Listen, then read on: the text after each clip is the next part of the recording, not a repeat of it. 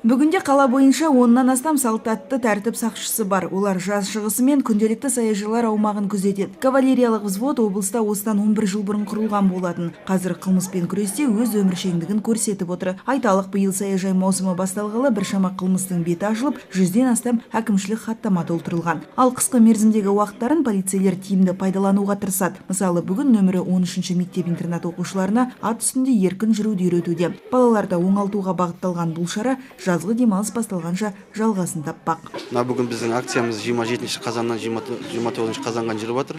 Бүгін науқас балаларды біздің кавалерия бөлімшесіне әкеліп, атпен серуендетіп, көңілдерін көтеріп, қолдан келген көмек жасап жатырмыз. Жылқыларды күтіп баптайтында полицейлер жылқыны келді бекер айтпаған дейді олар. Мұндағы жылқылар асау емес, тіпті өздерінің қызметтегі жануар екенін түсінетіндей дейді нөмірі 13-ші мектептің оқушылары. Балалар өздеріне осындай мүмкіндіктің берілгеніне қуанышты.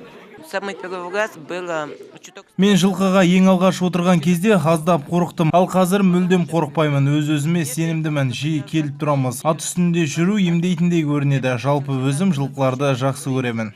Я уже катался на лошадях. Біз бұрыннан жүреміз, басында ыңғайсыз болатын, қазір бәрін үйрендік. Айта кеткен жөн, шара мүгедектерді қолдау айлығы аясында ұйымдастырылып отыр. Назерке Ғалым, Юрий Исқақов, Ақпарат.